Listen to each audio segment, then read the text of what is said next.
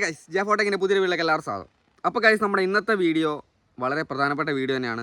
ഒരുപാട് പേരുടെ ഒരു ചെറിയ ചെറിയ പ്രശ്നങ്ങളൊക്കെ മാറ്റാനുള്ള വീഡിയോ ആണ്. കാരണം ഒരുപാട് പേര് യൂട്യൂബിൽ വർക്ക് ചെയ്തിട്ട് അവർക്ക് 0, 20, 30, 50 വ്യൂവിൻ്റെ അപ്പുറത്തോട്ട് പോകാത്ത ഒരുപാട് ചാനലുകളുണ്ട്. ചിലപ്പോൾ 500 വ്യൂവിലൊക്കെ വന്നിട്ട് ഒരുപാട് പേരുടെ പ്രശ്നമാണ്. ഷോർട്ട് വീഡിയോയും ലോങ് വീഡിയോ ഒക്കെ അപ്ലോഡ് ചെയ്ത് കഴിഞ്ഞിട്ട് ഈ 500 വ്യൂവിലൊക്കെ വന്നിട്ടൊക്കെ സ്റ്റക്കായി പോവുക. അത് കഴിഞ്ഞതിന് ശേഷം ലോങ് വീഡിയോ ആണെങ്കിൽ ഒരു 50 വ്യൂ, 100 വ്യൂവിൻ്റെ അവിടെ എത്തിയിട്ട് സ്റ്റക്കായി കിടക്കുക. ഈ ഒരു പ്രശ്നം എല്ലാവർക്കും ഉള്ളതാണ്. അപ്പം ഇതൊക്കെ മാറ്റാൻ വേണ്ടിയിട്ടുള്ള ചെറിയൊരു ട്രിക്കുമായിട്ടാണ് നമ്മൾ ഇന്നത്തെ വീഡിയോ വന്നേക്കുന്നത്. വേറൊന്നുമല്ല, എല്ലാവർക്കും അറിയാവുന്ന കാര്യങ്ങളൊക്കെ തന്നെ ആയിരിക്കും.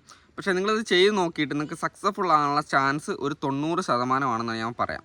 ഓക്കെ, അപ്പോൾ എന്താണ് സംഭവം എന്നുള്ളത് കറക്റ്റായിട്ട് പറഞ്ഞുതരാം.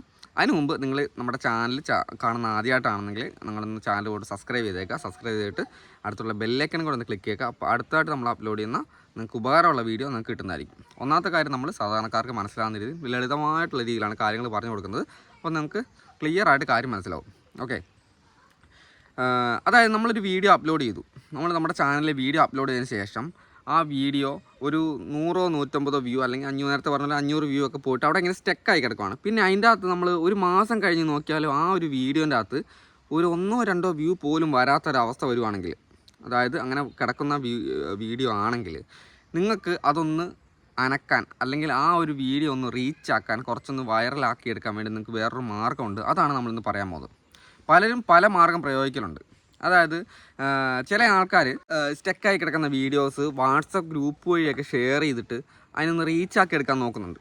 അല്ലാതെ തന്നെ ആൾക്കാർ വാട്സപ്പ് ഗ്രൂപ്പ് വഴിയൊക്കെ ഷെയർ ചെയ്യുന്നുണ്ട്, എന്നിട്ട് റീച്ചാക്കുക. അല്ലെങ്കിൽ നമ്മുടെ ഒരുപാട് സൈറ്റുണ്ട്, ബാക്ക് ലിങ്ക് ജനറേറ്റർ, അങ്ങനെ നമ്മൾ കഴിഞ്ഞ ദിവസം വീഡിയോ അങ്ങനെയൊക്കെ ചെയ്തിട്ട് ചില ആൾക്കാർക്ക് അത് ഉപകാരപ്പെടുന്നുണ്ട്, ചില ആൾക്കാർക്ക് പക്ഷേ ഉപകാരപ്പെടുന്നില്ല. ഇങ്ങനത്തെ കാര്യങ്ങളൊക്കെ വരുന്നുണ്ട്. ഇതൊന്നും അല്ലാണ്ട് തന്നെ നമുക്ക് ആർക്കും ഒരു പൈസയും കൊടുക്കാണ്ട് ഒരു ചിലവും ഇല്ലാണ്ട് നമുക്ക് ചെയ്യാൻ പറ്റിയൊരു കാര്യമാണ് ഞാൻ പറയാൻ പോകുന്നത്. വേറൊന്നുമല്ല, നമ്മുടെ ചാനലിലെ പുറകോട്ടുള്ള വീഡിയോ, അതായത് നമ്മൾ അപ്ലോഡ് ഒരു മാസത്തിന് മുമ്പൊക്കെ നമ്മൾ അപ്ലോഡ് ചെയ്ത വീഡിയോസ് ഏകദേശം റണ്ണ് ചെയ്യാണ്ട് കിടക്കുന്ന സ്റ്റക്കായി കിടക്കുന്ന വീഡിയോസ് ഉണ്ടാവും. നമ്മുടെ റിയൽ ടൈം വ്യൂ, നമ്മുടെ ചാനൽ റിയൽ ടൈം വ്യൂ നോക്കിയാൽ നമുക്ക് മനസ്സിലാവും ഏതൊക്കെ വീഡിയോ ആണ് റണ്ണ് ചെയ്യുന്നതെന്ന്. അതായത് അനലറ്റിക്സ് എടുക്കുക. നമ്മുടെ ചാനലിൽ യൂട്യൂബ് സ്റ്റുഡിയോ കയറിയിട്ട് അനലറ്റിക്സ് സെലക്ട് ചെയ്യുമ്പോൾ അവിടെ റിയൽ ടൈം വ്യൂ എന്ന് പറഞ്ഞ സംഭവമുണ്ട്. ആ റിയൽ ടൈം വ്യൂ എടുത്ത് പോകുമ്പോൾ 48 മണിക്കൂറിലെ വ്യൂ നമുക്ക് നോക്കുമ്പോൾ അറിയാം ഏതൊക്കെ വീഡിയോ ആണ് റണ്ണ് ചെയ്യുന്നത്. അങ്ങനെ റണ്ണ് ചെയ്യുന്ന വീഡിയോ ഒരിക്കലും എഡിറ്റ് ചെയ്യാൻ പോകരുത്. ഞാൻ പറയുന്നൊരു കാര്യം എന്ന് പറഞ്ഞാൽ, നിങ്ങൾ റണ്ണ് ചെയ്യാത്ത വീഡിയോ എഡിറ്റ് ചെയ്യുക. അതായത് ഒരുമിച്ച് എഡിറ്റ് ചെയ്യരുത്. 1, 2 വീഡിയോ നമ്മുടെ ചാനലിൽ എഡിറ്റ് ചെയ്യുക.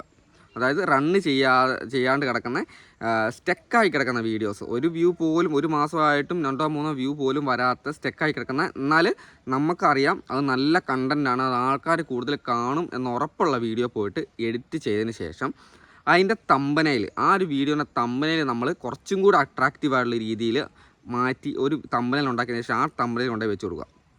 പിന്നെ അതിൻ്റെ ക്യാപ്ഷൻ ഒരു പുതിയ വീഡിയോ എങ്ങനെയാണോ നമ്മൾ ചെയ്യുന്നത് ആ ഒരു രീതിയിൽ എന്ത് ചെയ്യുക, നമ്മൾ ആ വീഡിയോൻ്റെ തമ്പനയിൽ ക്യാപ്ഷൻ ഹാഷ്ടാഗുകളെല്ലാം മാറ്റി കൊടുക്കുക. ഡിസ്ക്രിപ്ഷൻ എഡിറ്റ് ചെയ്തിട്ട് ഹാഷ്ടാഗുകളൊന്ന് മാറ്റി കൊടുക്കുക. അതിൻ്റെ തമ്പനയിലൊന്ന് മാറ്റി കൊടുക്കുക.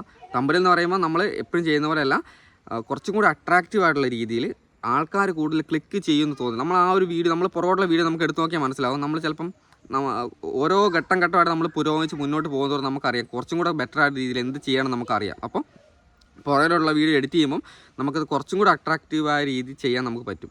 അങ്ങനെ ചെയ്യുന്ന സമയത്ത് ഒരു 90% ആ വീഡിയോ കുറച്ചും കൂടെ റണ്ണ് ചെയ്യാനുള്ള ചാൻസ് ഉണ്ട്. അങ്ങനെ റണ്ണ് ചെയ്യുന്ന സമയത്ത് ആ വീഡിയോയ്ക്ക് നല്ല കണ്ടൻ്റ് ആണെങ്കിൽ, ആൾക്കാർ കൂടുതൽ വാച്ച് ചെയ്യുന്നുണ്ടെങ്കിൽ ആ വീഡിയോ വൈറലാകാനുള്ള ചാൻസ് ഉണ്ട്.